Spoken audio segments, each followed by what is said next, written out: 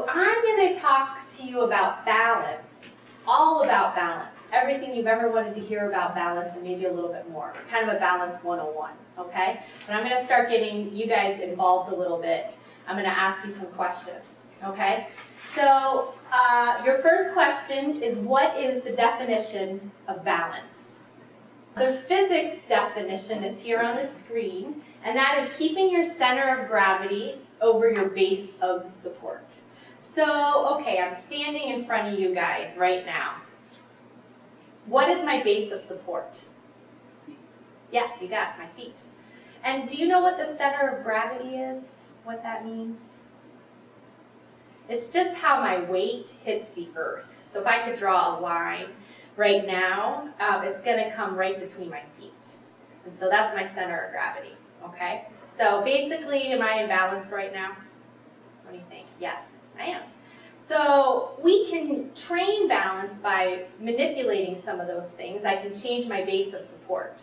So bringing my feet together, kind of one foot in front of the other, one leg harder, right? So let's look at the gymnast here. Is she in balance in this picture? Yes. What is her base of support?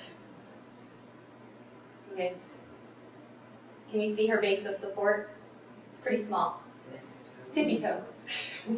And can you see the center of gravity line that we could draw? Yeah, from her tippy toe on the top all the way down. So pretty impressive, but she probably couldn't do that the first time she tried it. She probably had to practice, right? So we're talking about base of support here. So here are a few pictures of different base of supports when you're walking, okay, what your feet look like. So this is kind of a normal base of support when you're walking. The feet are about 4 inches apart. You're making a nice stride, okay? But in therapy, we watch people's gaits, and we can see different bases of support. So the one in the middle is a narrow base, and I see that sometimes, where sometimes people, without trying, are already walking narrow, and I know that their balance is going to be off. The other is a forward posture base of support. So that's maybe when my posture's forward, all the weight is on my toes. So I already know that that's kind of starting off with a little bit of imbalance. Okay, so here's a picture that kind of shows that.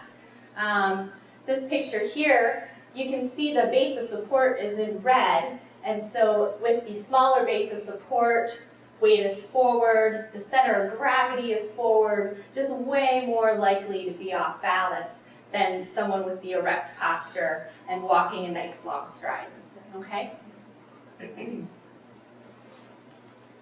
Okay, so here's another question. What is a loss of balance? Your center of gravity is out of your base of support. So that's the physics definition, and that's when we lose our balance.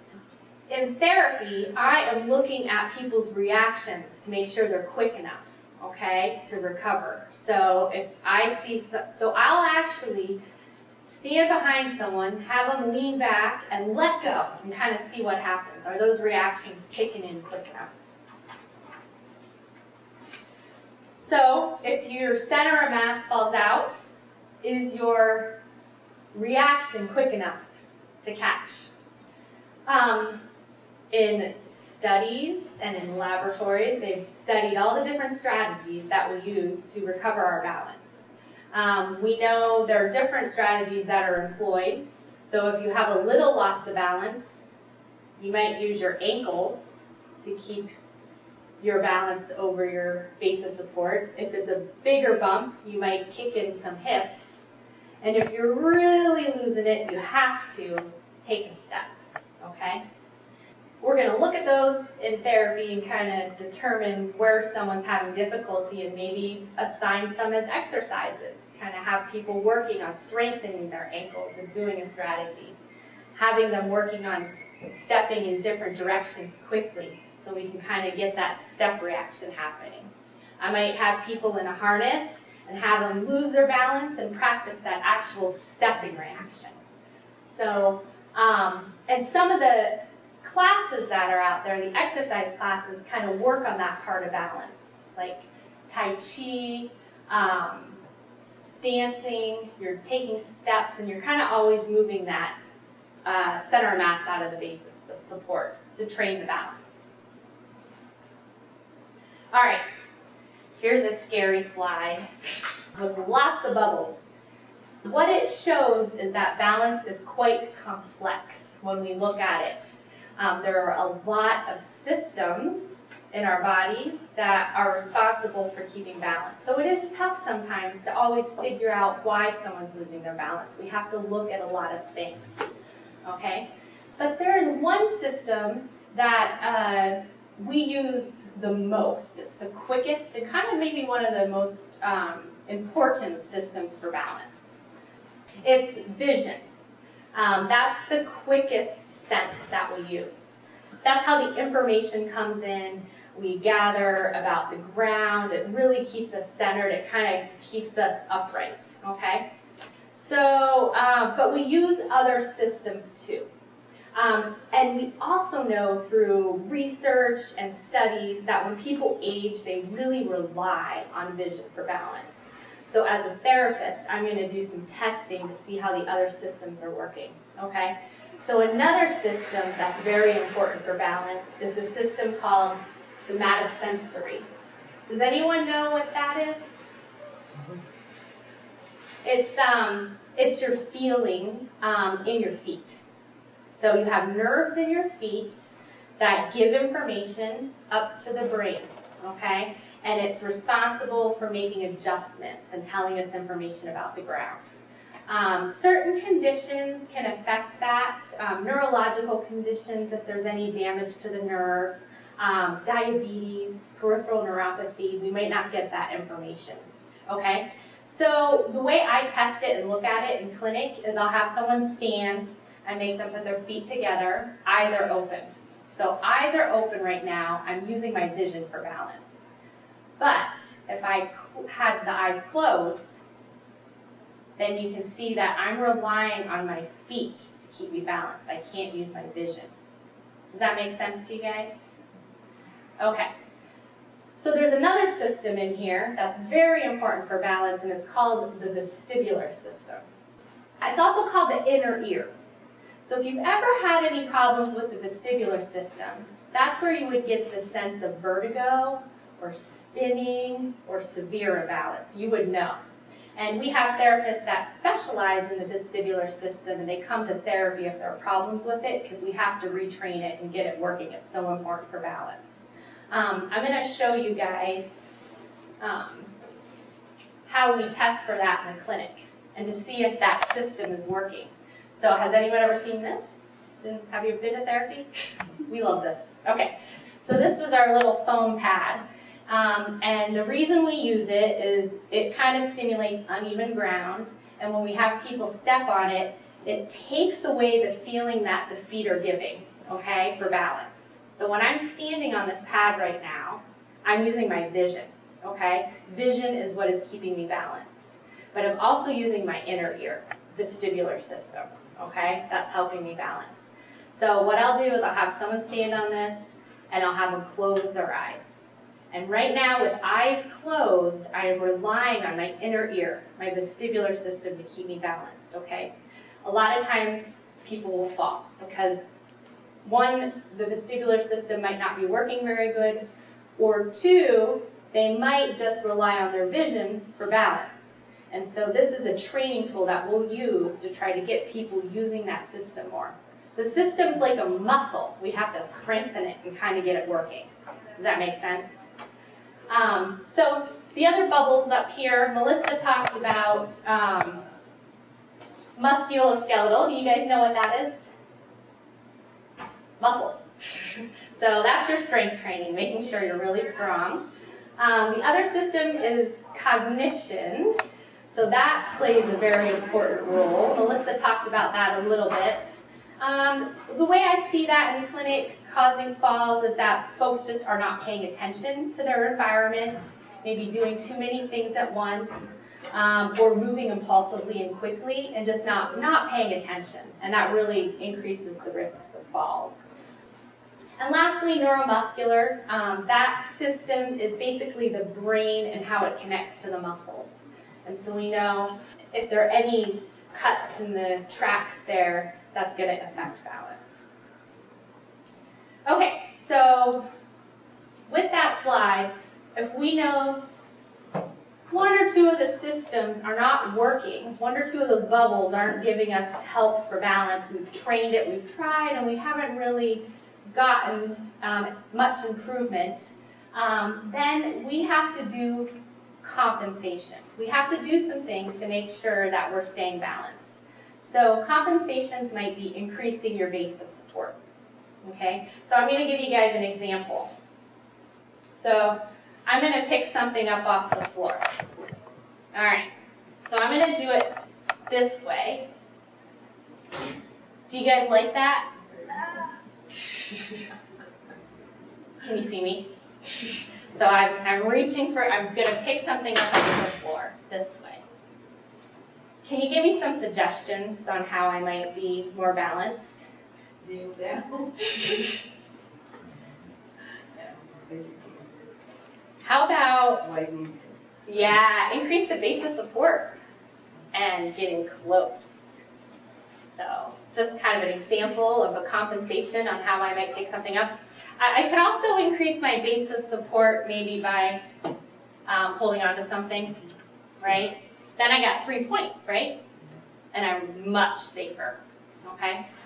Using an assistive device can also help with balance, and I'm going to talk about that briefly in a minute. Being in the moment, we kind of talked about that. If we know we're going to be challenge balance, let's really be cognizant and kind of zoned in. Home modifications, Melissa talked about, that's a compensation. And then using vision. So next, what we're going to do is go through some real life examples that I've been given in my years of being a therapist. And we'll talk about what we could do to prevent the fall. Okay? So someone was walking and undressing and taking their shirt off at the same time. And then I also heard another one where they were taking their sweatshirt off while they were on the treadmill. Yeah, so what could we do to avoid that? Be stationary or sit down, right? Yeah, good job. The other one is rushing to the bathroom at night, but it's dark, and they fell. Yeah, pretty simple. Good job, guys. Turning that light on helps us use our vision.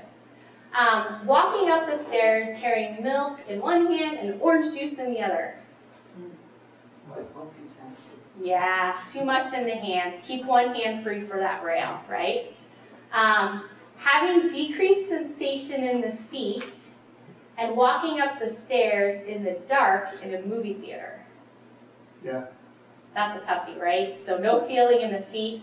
The movie theater's dark. I can't use my vision. So for that one, I would suggest probably using an assistive device, an extra point of contact for a little more sensory information.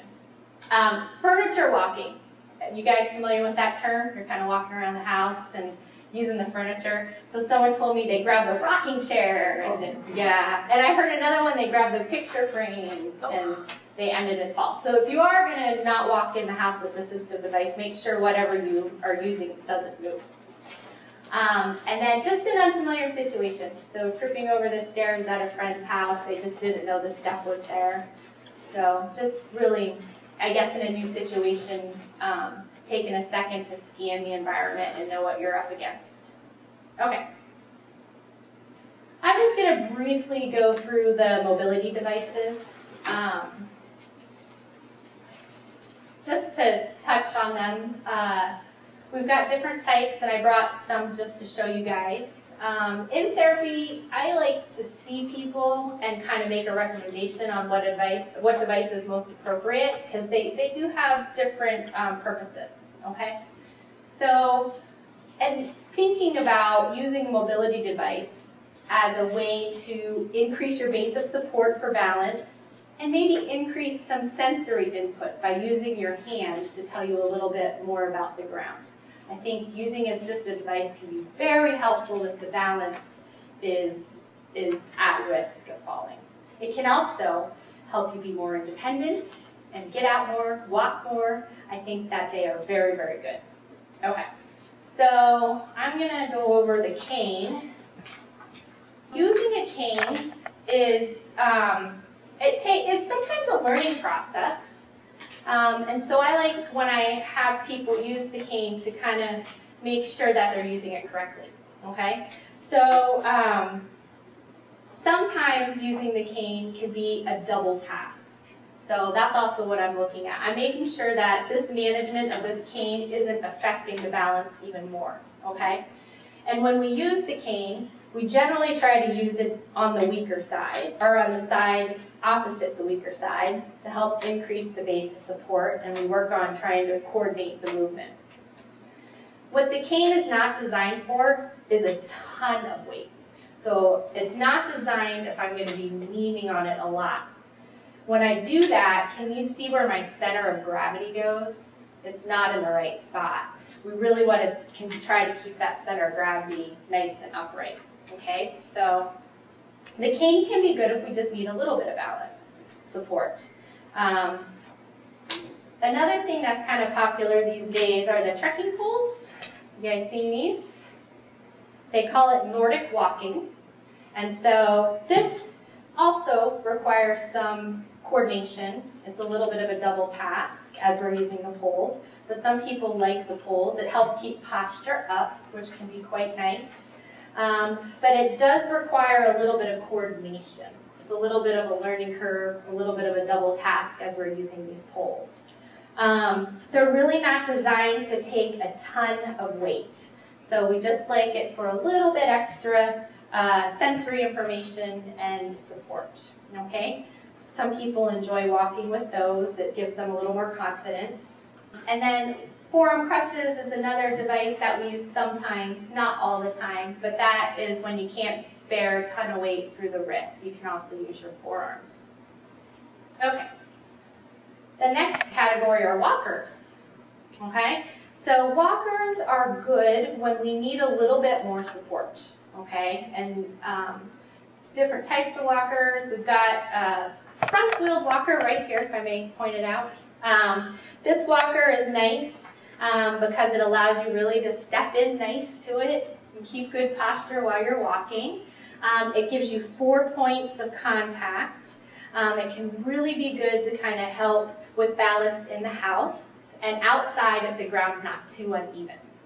The other type of walker we have is over here. I brought this, and this is the 4-wheeled walker.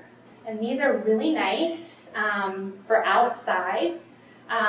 They also have this seat, so for folks who may get fatigued and need a rest break when they're walking, the seat can offer that. One thing I'm always looking for when I'm training someone with this or recommending it is, do they have a good memory on how to operate the brake system? That's important to me because I want to make sure they're going to remember to lock the brakes if they use the seat. Remember to lock the brakes when they stand up or sit down. And remember to kind of squeeze the brakes if they're going downhill, because if we're putting a lot of weight on this and going downhill, we can pick up speed.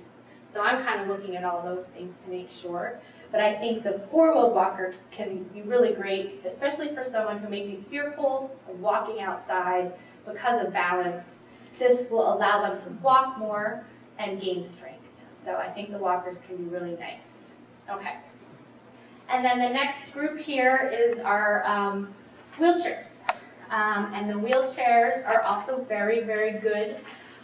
This type of device is something that is recommended when someone is falling a lot and it's really hard to just get through the day without losing balance. It may make more sense to use a wheelchair to help do the things you need to do around the house and help you stay independent. That's the purpose of all these devices. The manual wheelchair can be very good if fatigue isn't too much of an issue, because then you can use your own arm and leg power to kind of motor around the house. Can also be helpful if long distances outside are difficult. We've got the power wheelchair. that Melissa and I in our clinic, we do wheelchair assessments, so we'll see people and make sure they're appropriate and help them get fit up for a power wheelchair if necessary. Mostly for inside the house use. That's usually for people who are falling a lot and just have too much fatigue to safely get through their day inside, so we'll help people get those. I'm a little on the fence on the scooters, and the reason is if I look at the base of support compared to the power chair, can you see that? Just the 4 wheels compared to the 3. I feel like the 3-wheel scooters can be a little bit tippy. They do come in 4 wheels, so, and also the other consideration of a scooter, if someone's going to be using it for a long period of time, it's not as comfortable as the power wheelchair. So we try to educate people when they're thinking about powered mobility on the pros and cons and try to make sure we get them the most appropriate device. Okay, so this question comes up, and it's controversial as well. Why don't you teach me how to fall safely, okay? Is there a safe way to fall? Should we train that in our therapy session? Should we practice it in class? And it's really tough because we are concerned someone may get hurt while we practice that. But it has been a study, okay? Someone did research on it, and they looked at the different landing strategies people have when they fall. And they did show that different strategies resulted in less injury. So, but it's just really hard for us to adapt that into a safe practice in the clinic, so we tend not to do it. We tend to work more on the reactive balance that I talked about earlier. The bottom line I took from this study was the stronger the muscles were, the more likely the person was to use the correct landing strategy and not get injured. So it kind of goes back to the strength. The strength is so important. Does that make sense? Yeah. Okay. Last item we're going to talk about is what to do if you do fall. Okay, we're going to talk about getting up from a fall. This is something we train also in therapies. We like to help people get down and up from the floor in a controlled manner, and we practice trying to get up with the strategy because it's good to have a plan, especially if you have fallen or are at risk of falling, on how you're going to get up. So the very first thing you're going to do is, if you do fall, take a moment. A lot of folks may try to get up right away and use that adrenaline and, I just fell, and try to jump up. So good advice here is just to take a few minutes and take a few deep breaths and do a body scan and make sure nothing is hurt. Because if anything is hurt, you do not want to get up. You want to call 911, okay? You want to scan your body and make sure nothing hurts too much, make sure you haven't broken anything, haven't hit the head, okay? But if you are not hurt, then we'll kind of go over the strategy that we teach on how to get up, okay? So Melissa's going to help me here, and we're just going to run through an example on how to do it. We got pictures, and then we'll do a live demo as well. All right, so. Walking along. Oh, no, nice and easy. I know. All right, quiz time, guys. What's the first thing she should do? Are you hurt? Yep. Did you hurt yourself? Do a body scan. I think I'm okay. You think you're okay? Okay, very good, very good. So Melissa might need a little bit of help, so I'm going to be her helper. And we're going to run through the steps on how to get up. Okay, so the first thing she wants to do, if she has a strong side, that's the side she's going to want to roll to. Okay, so we're going to say her strong side is her right side, right? Okay. So what she's going to do is she's going to start to push herself up. She's going to push up with her hands and onto like a half-sitting position if possible. Okay? And then the next thing she's going to do, and this is where the helper might come in, she's going to try to get on her hands and knees. And as a helper, I might kind of try to help her a little bit at the hips. Okay? And then once she's on hands and knees, she's got a nice base of support so she can crawl herself. The helper could bring a chair, okay?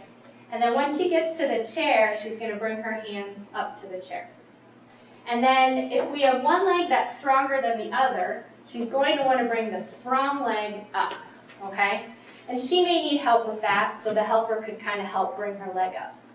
And then once she's here, she's going to push with this leg, push with her hands, and try to lift herself up, and then slowly turn around and sit down. Okay? Good job. So the thing I've learned about these classes from other folks is, especially if someone's fallen and a spouse tries to help them get up, it's really important to have the person who's fallen try to help as much as possible. Because maximally lifting someone up from the ground might put 2 people at risk of falling and getting hurt. So this is something that we like to practice in therapy, make sure that you're safe.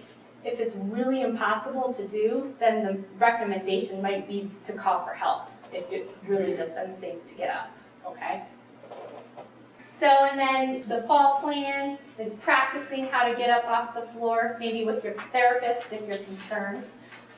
Keep all your information, keep a cell phone or a lifeline on you, especially if you live alone or you're by yourself, so you can call for help. Establish a contact network on who you would call, and then keep the medical information on hand in case you did need to call 911. They would be able to have that information easily accessible. Okay? Thank you for your time.